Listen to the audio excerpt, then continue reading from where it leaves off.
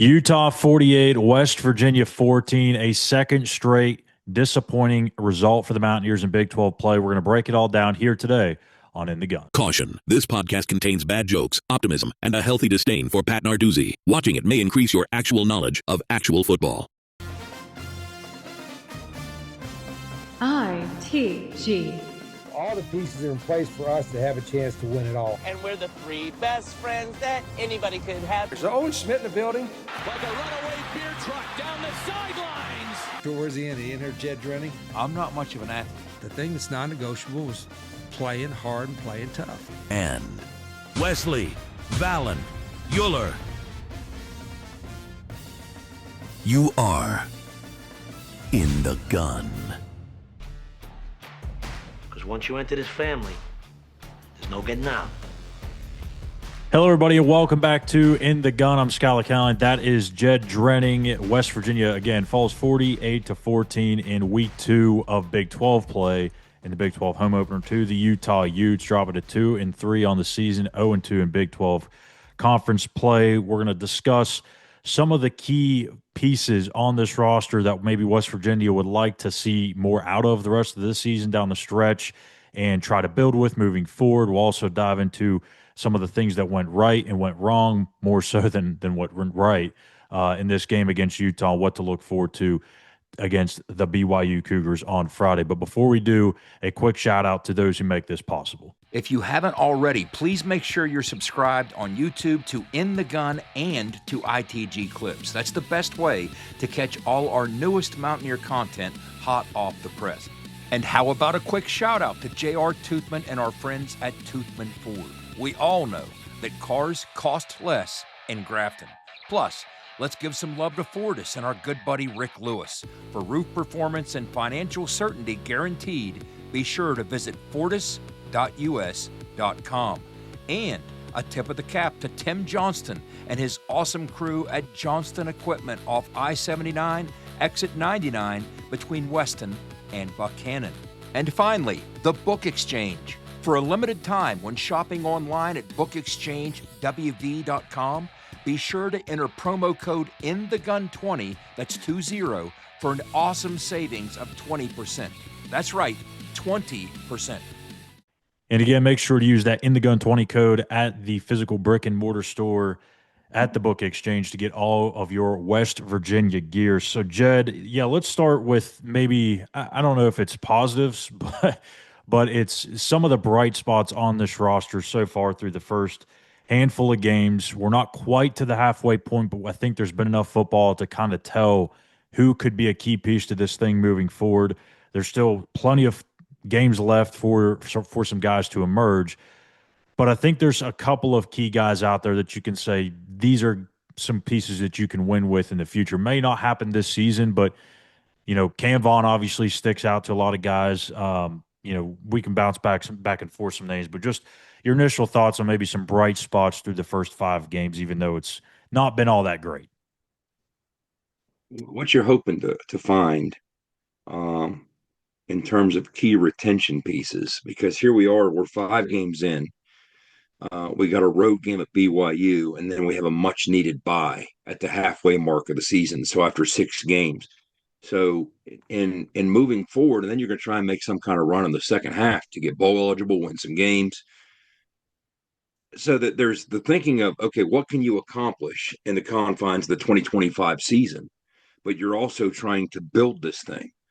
And I think you have to check 2 boxes from a player's standpoint if you want to be part of what will be built. And that is obviously, first, you either have demonstrated productivity or demonstrated potential in front of the coaches in a setting that fans might not see. But the other piece is, how much eligibility do you have left? Like, there's a lot of these guys that are seniors and they're in their final year and they're helping you out, but they're not going to be around anymore because we have such a robust senior class, really big senior class.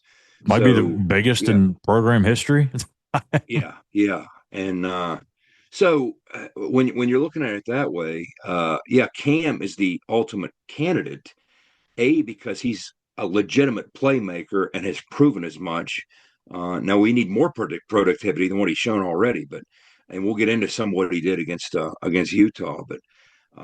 But he also has only played. This is a second year of college football, so that matters too. So when you're looking at things like that, you might look at like Nick Taylor's come around late Mm-hmm. in terms of what he was able to do against Utah. And he had a good game against Kansas. He was one of the few bright spots from a defense or special team standpoint against Kansas.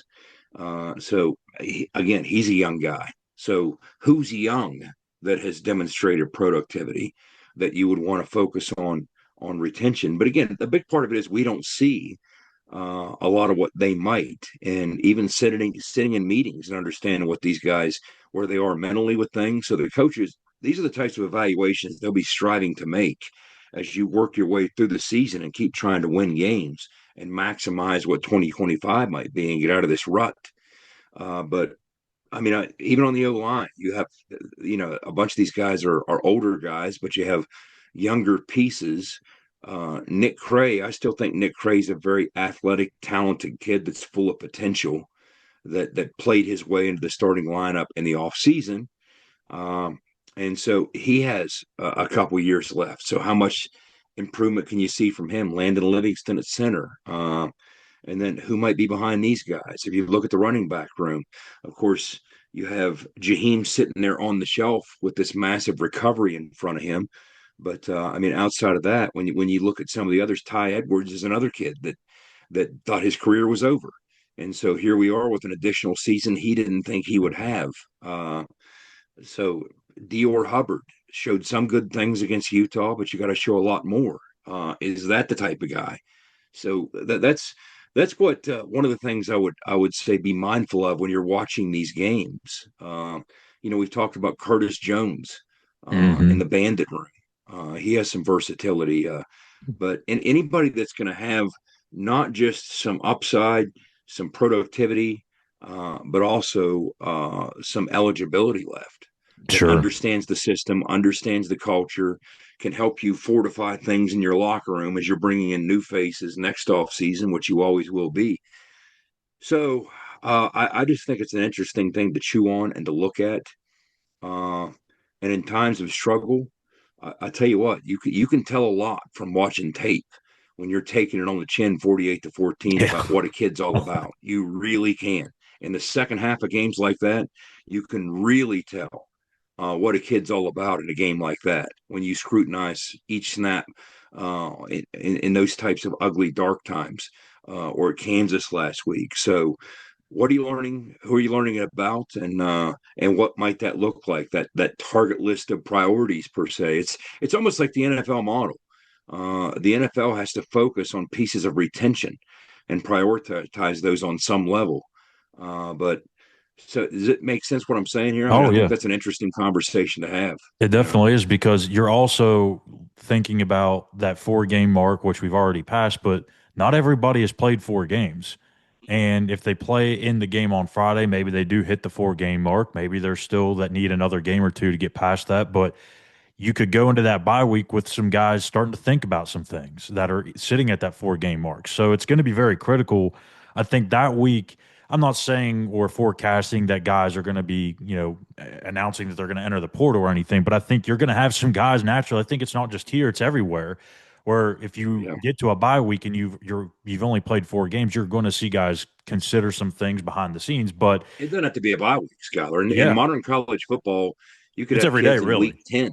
Yeah, You could have kids in week 10 if they're yeah, playing in their absolutely. fourth game. It's on the table that they might say, you know what? I don't like how these first 10 games have gone at whatever program I'm at. So I'm going to go ahead and shelve it and enter the portal and redshirt myself. And so that's kind of where we're at across the college football landscape. Yeah, and you talked about the effort, and I don't know that it was a smart play, but I got to give a little bit of shout out to Max Brown there. It was a game's that clearly over with. It's a minute left in the game, and he's just trying to make the most of his opportunity. Makes the hurdle over the guy.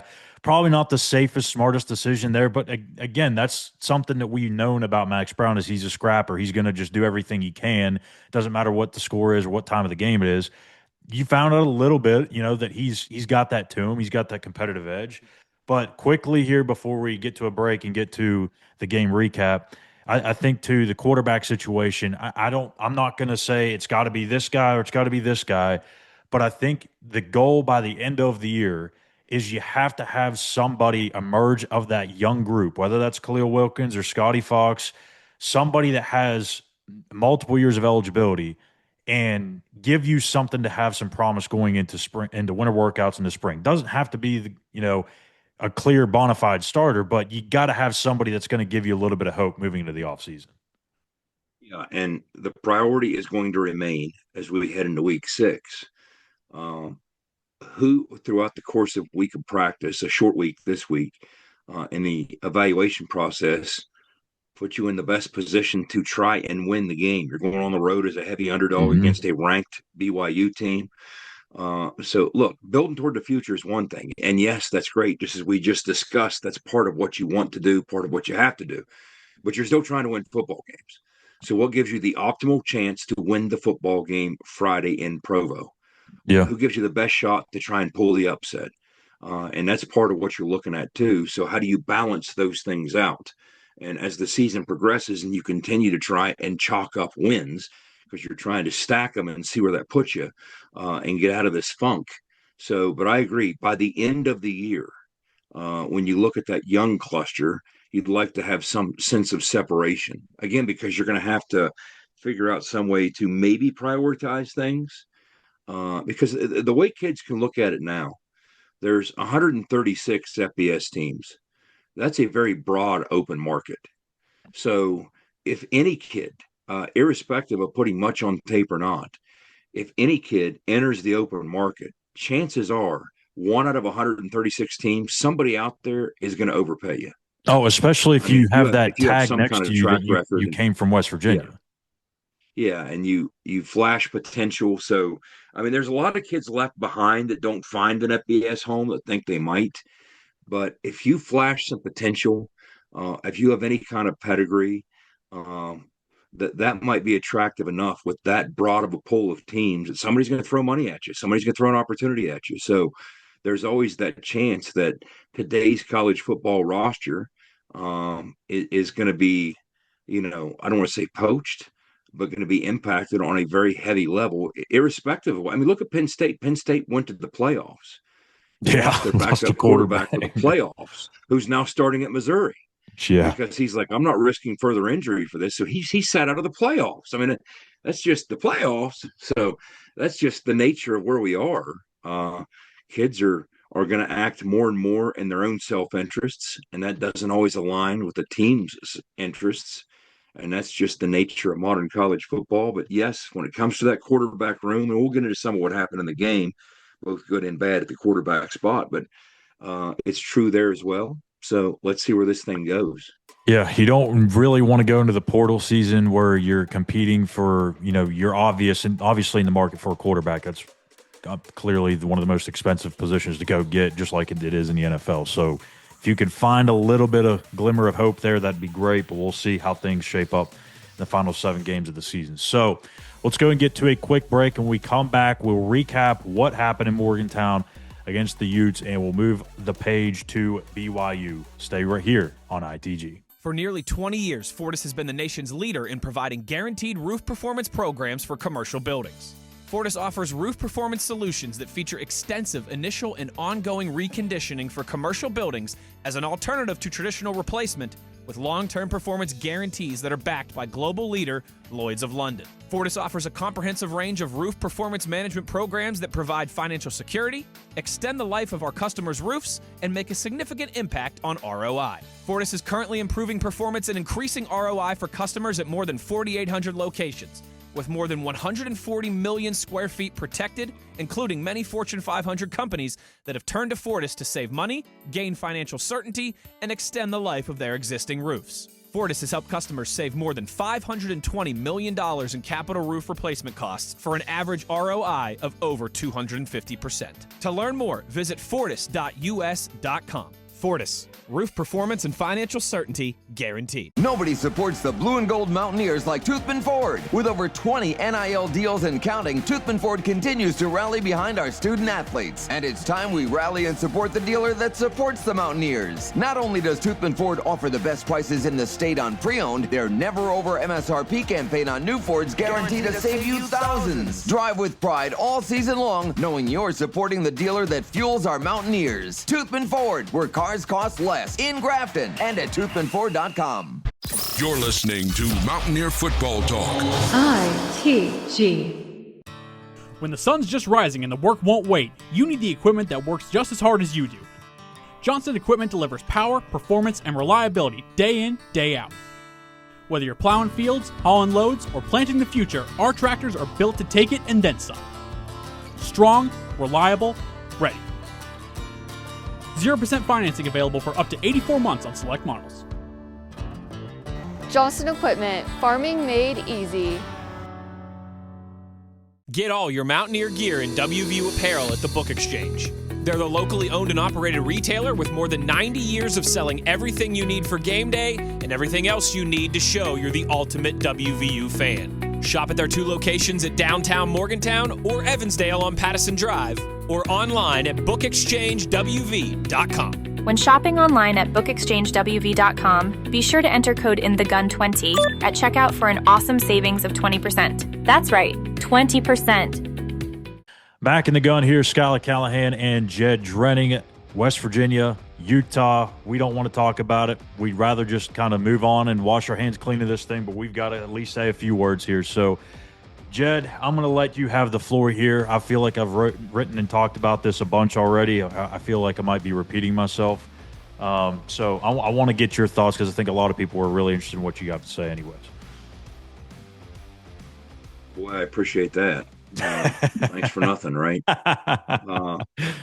Yeah, a big part of this was, and maybe one of the more disappointing aspects in a very disappointing game was the strength on strength portions of the game were the two that we were really decimated in. And what I mean by that is the strength on strength being Utah's offense in the red zone. We knew they were elite. They had 17 red zone trips. They had 16 touchdowns in those trips. Yeah. So they had been one of the more effective red zone offenses in the country. And West Virginia had been pretty stingy in the red zone. So that was a strength on strength matchup within this game. And then Utah's third down offense against West Virginia's third down defense, which had been a relative strength of ours. And in both those categories, Utah didn't just win, they dominated. They were in the red zone 7 times. Let me do the math here. I have the game book in front of me, but they had obviously 6 touchdowns and 2 field goals. I think they were in there 7 times total for the day. I'm trying to think of which of their touchdowns or scores. They had the 132-yard pass that came outside of the red zone. Yeah, here we go.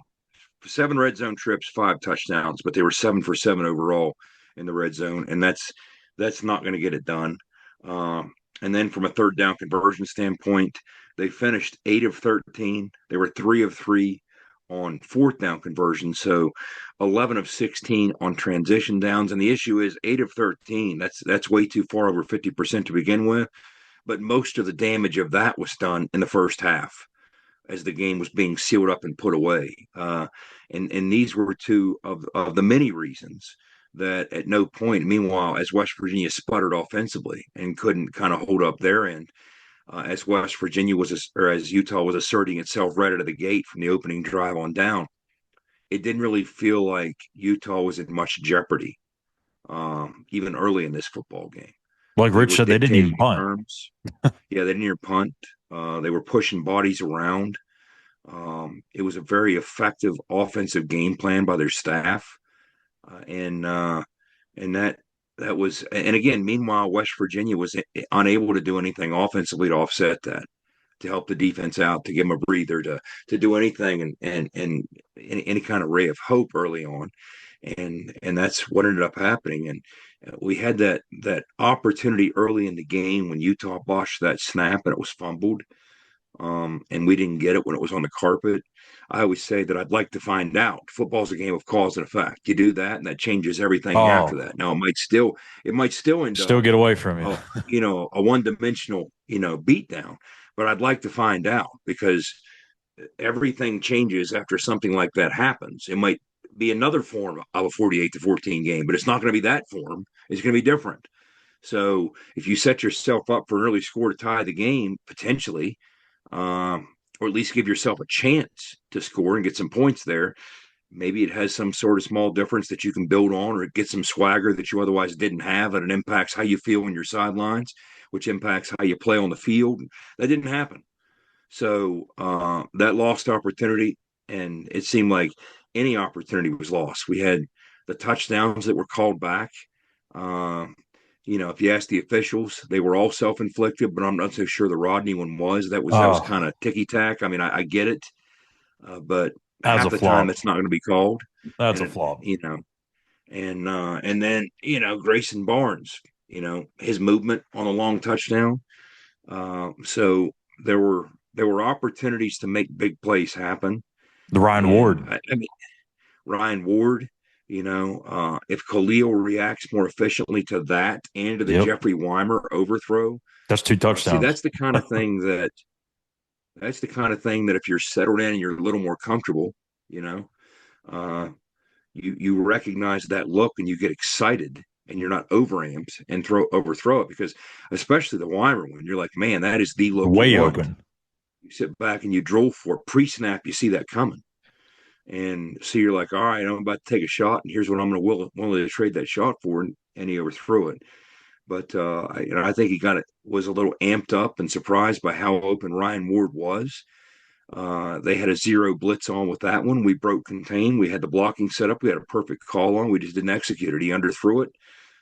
You could argue Ryan Ward should have been able to slide and catch that ball, but he wasn't going to score. I Right. mean, it should have been an easy throw, and he Throw him walked into in the for end a zone. touchdown. Yeah. And it was none of those things. It was none of those things. But you saw flashes out of Khalil. The big one being, how stupid he made the strong safety look in the run fit in front of our bench, and that really, really ignited our bench. I mean, I like plays that everybody on the sidelines immediately sees right in front of us and goes 3 feet in the air, jumping and screaming, because that impacts your whole sideline. And that's what that play was. It was more than just, oh, wow, you didn't get him. It was, oh, wow, he made you look silly. And when you do that right in front of your team's bench, that has an impact. And so he went for 17 yards in what should have been a 4 or 5 yard play, and that's what he's able to do. That's the twitch, and you see him in practice, and you see him even in the past in some scrimmage settings. You see him do that, but you also in practice see him overthrow, open zero blitz looks. I mean, you've seen him do those same types of things in practice as well. That frustrates you. So, and even the touchdown to Cam, that safety had a beat on that throw. Cam bailed him out. So that wasn't. I mean, Cam, absolutely, that was right in front of me, like 8 feet away, and I saw that safety eyeing that thing up, and I thought, oh boy. And Cam came in and just absolutely that's how you win a contested throw. He jumped, he high pointed that thing. Nobody else was going to have a chance. He snatched it out of the air, and he kept his balance and strolled into the end zone. And that's what you need on the perimeter to bail out a young quarterback. But yeah, so there's exciting flashes with what Khalil can do. Uh, Let me ask you I this just real wish quick that, on Khalil. yeah, It yeah. wasn't a completion, but and I haven't went back and watched it to actually confirm it, even though I've talked about it a bunch. But I thought it was an impressive play. So maybe I'm wrong on this. The comeback throw to Weimer along the sidelines that he didn't get enough mustard on. I thought that was pretty good timing and ball placement. Again, I might be wrong on it, but it felt like that could have been that was a really, in my opinion, it looked like a good decision, good timing, and all that, even though it didn't follow through. What did you think about that throw? I can't speak with clarity. I'm halfway through watching the game tape, and I haven't gotten there yet.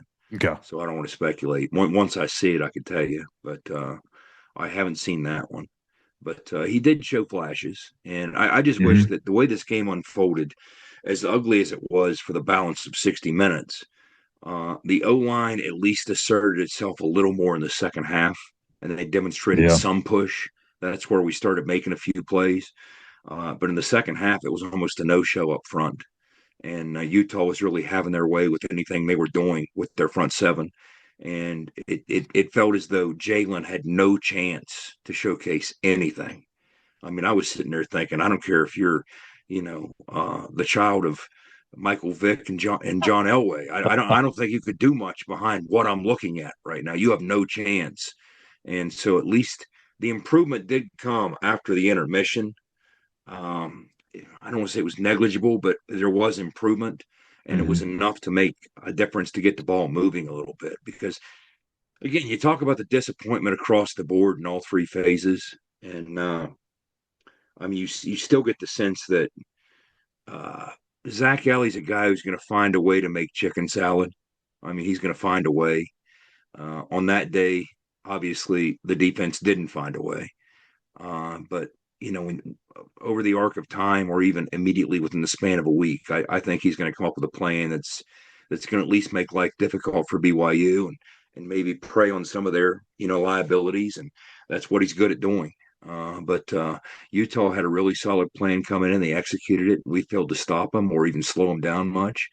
But I mean, here we are. It sure doesn't feel like it. But through 3 games, West Virginia's number 3 in the Big 12 in rushing. Yeah. It doesn't feel like it. So for all the struggles, we've had up front, it's. I mean, imagine what happens when you get a 2 deep going and you're actually humming. That's what you're trying to build towards. And I mean, what are your thoughts, even with the run game, Schuyler? What are you thinking? I think it's going to clearly help if and when Ty Edwards gets back. Hopefully that's this weekend against BYU. Wouldn't shock me if it's after the bye week. I don't know. I don't know what to expect on that front anymore. But I think we saw some things out of Dior on Saturday that were pretty promising. I thought Clay Ash, even though the numbers didn't show it, I thought he ran the ball a little bit better. I think you're going to have some guys show up in this back half of the schedule. And again, it's going to be Ty Edwards if he's healthy. But I think Dior could be that guy. He's somebody I've had my eyes on for several months now. I mean, we heard Neil Brown talk about him when he was here, that he was a guy that flashed every now and then in practice, and we heard it early on from Rich and his staff this past spring, and it kind of almost sounded like he was a third or maybe even fourth option, and that was with Jalen Knighton. That's what it sounded like. Now, I don't know what the actual depth chart was on Rich's desk at that time, but he's somebody that's got a lot of talent, and I think can find a way to kind of stay in this rotation. But it's also going to come from this quarterback group too. If Khalil Wilkins or Scotty Fox kind of take hold of that position, you're going to find them help manufacture some of that ground game as well. But it's going to be finding the right mix up front. I thought we saw some nice things from Malik Agbo, Josh Isosa, Donovan Haslam had a couple of nice plays. I don't think he played all that great, but he did some nice things. But Malik Agbo really caught my eye. Yeah, and it was good to see him get some snaps, to be honest with you, because that's the type of thing that you want, and that's the type of thing that you're looking for. And Dior Hubbard, I still go back to, I remember breaking down his high school tape as we were signing him and thinking, there's some potential here. I really think there's a potential here once he gets comfortable with the college game, which that's still the part of it, not only with the college game, but within the confines of this system, because you're going to have to find options. We still aren't quite certain of what the status of Ty Edwards will be. We'll find out maybe more at Rich's coaching show, or maybe he's on the shelf through the bye week. We don't know. So you're going to have to find ways to move the football. I mean, I've heard comparisons made saying, "Oh, this feels like watching the 2019 offense," and in some ways that's true. And even up front, it feels like watching the 2019 O-line without Colton McKivitz. We don't have Colton McKivitz. Okay, but the truth is, the numbers don't necessarily support that, because you're running the ball. West Virginia's, well, we're not just running the ball. When you look at the rushing yards, we're number 3 in the conference with 216 yards a game, and this is the ugly version of our run game. It's not polished yet. West Virginia in 2019 was historically bad. 2.6 yards a carry, 75 yards a game. I mean, you have to go back to the 1960s, the last time West Virginia struggled to run the ball and even move the ball. From a total offense standpoint, we're pushing 400 yards. That offense was like 320.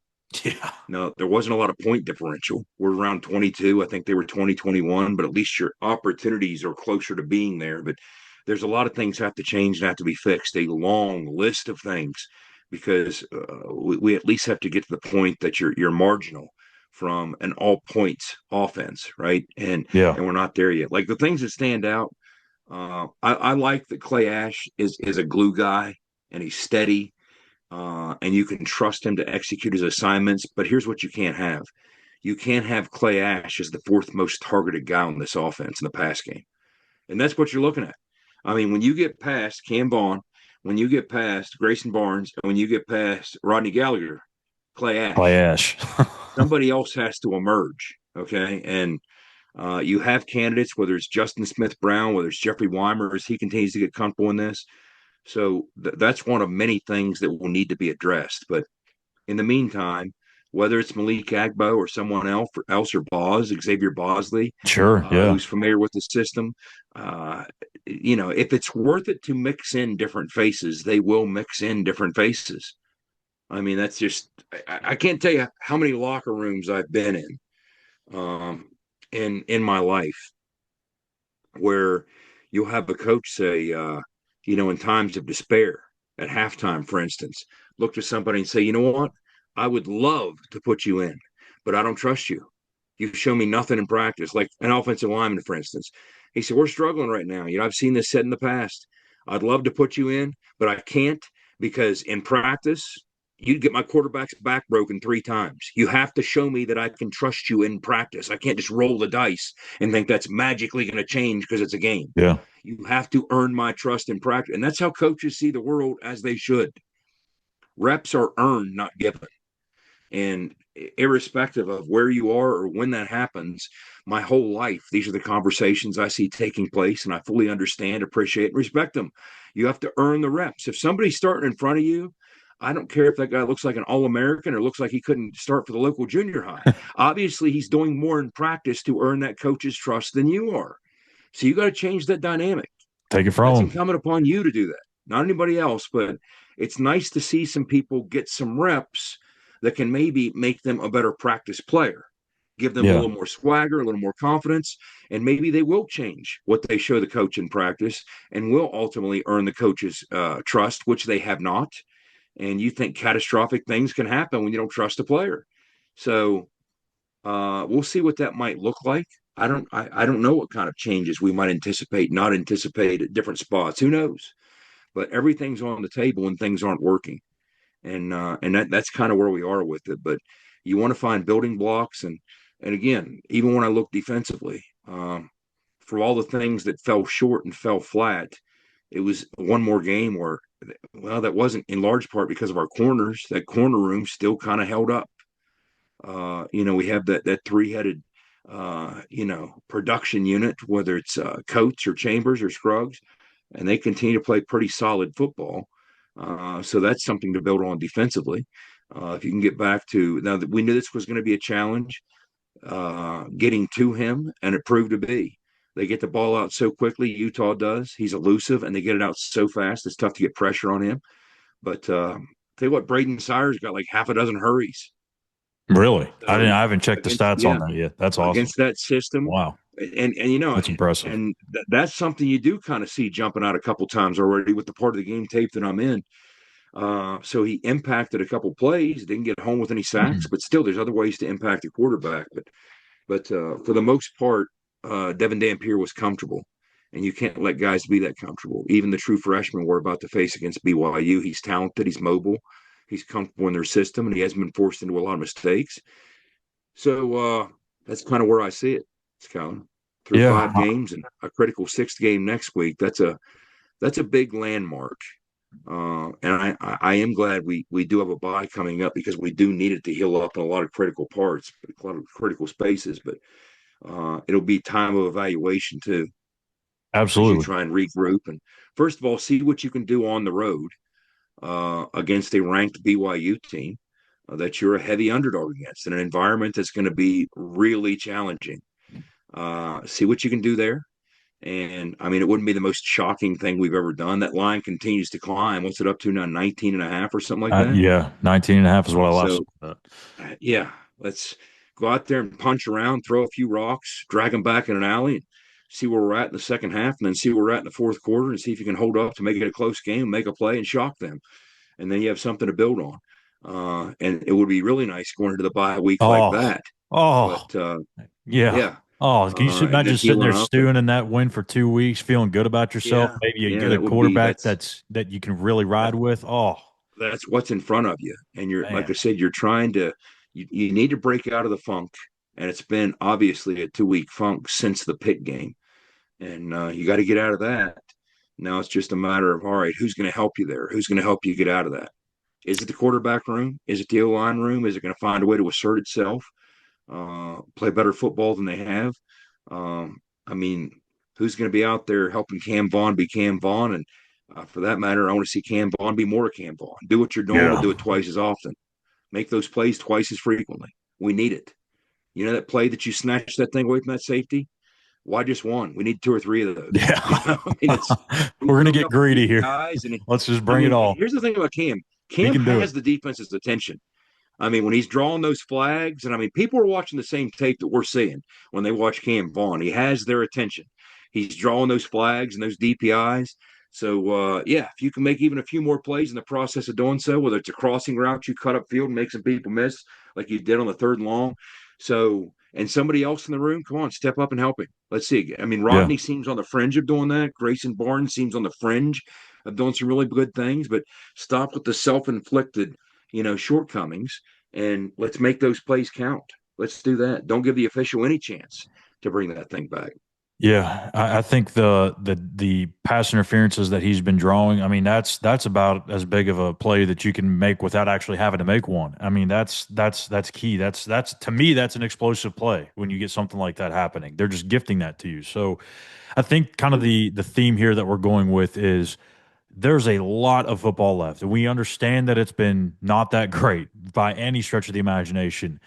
But this is kind of what deep down we all kind of expected, right? When you have 80 plus new players, you have them coming in from all different levels and from different backgrounds, different coaching styles and teachings. Like this is going to be probably what it's going to look like more often than not.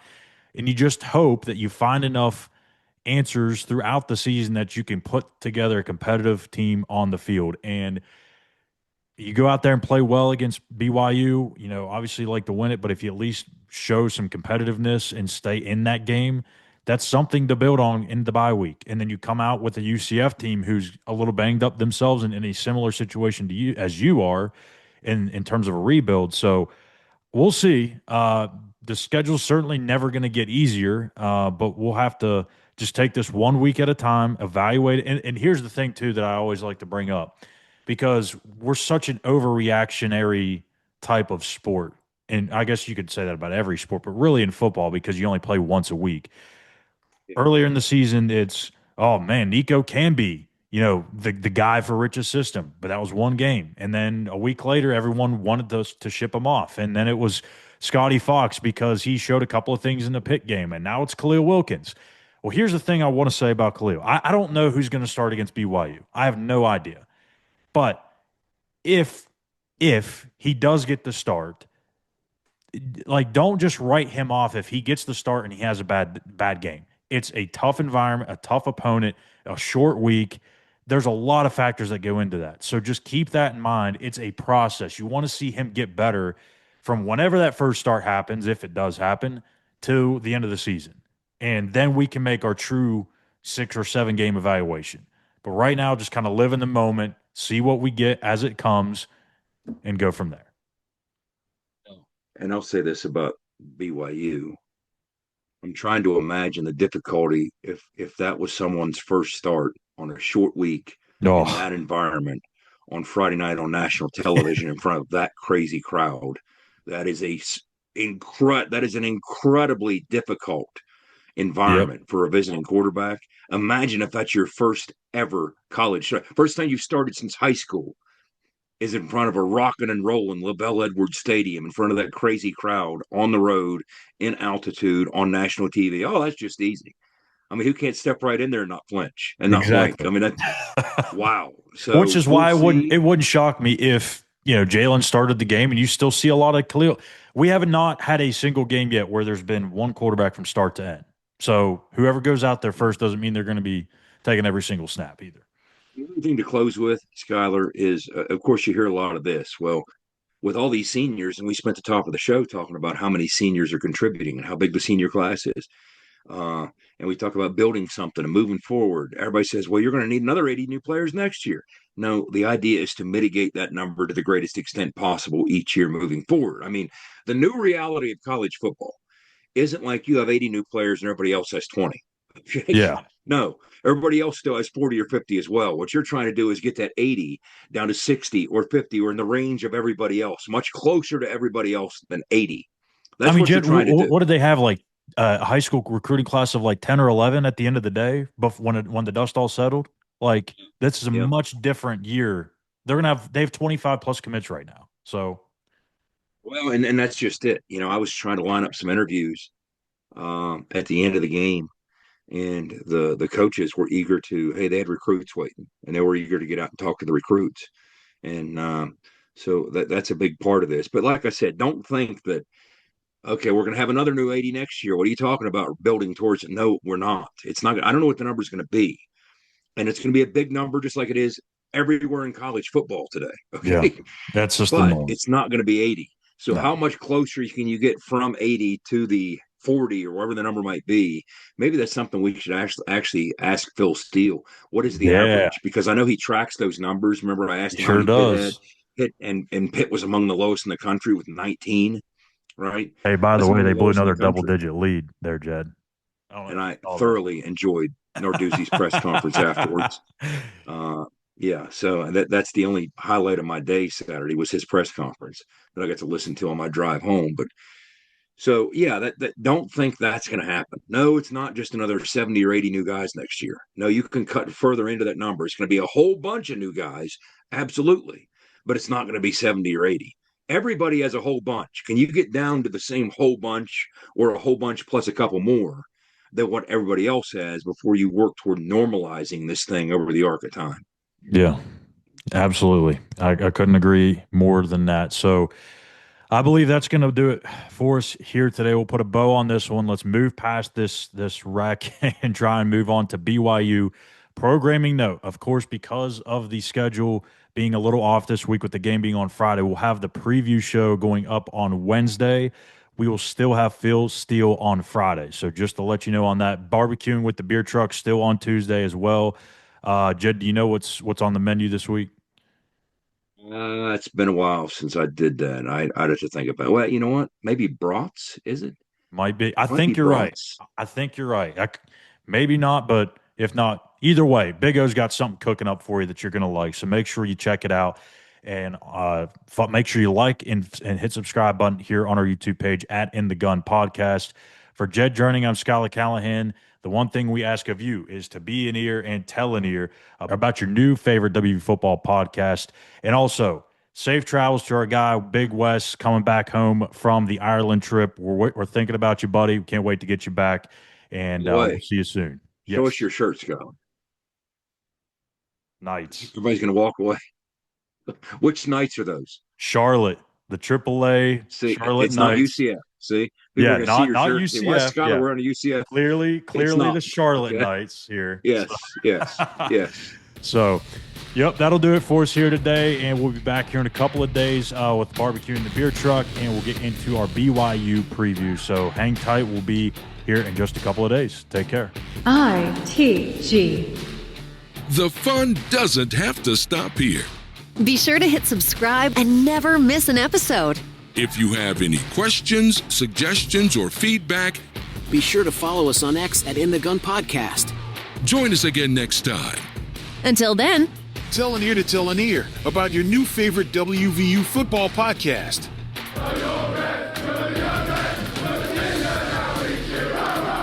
This mission is over. It's over.